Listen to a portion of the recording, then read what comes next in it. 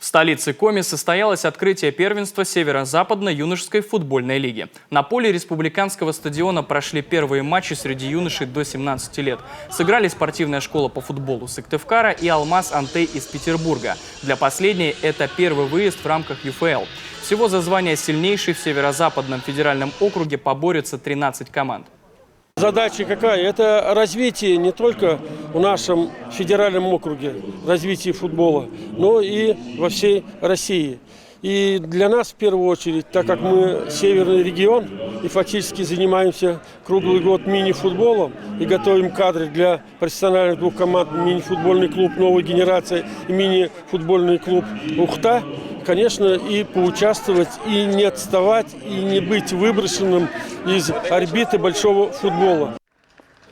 Спортивная школа по футболу из Коми 5 июня на выезде сыграет со спортшколой «Электрон» из Новгородской области, а на своем поле 19 июня примет команду из Вологды.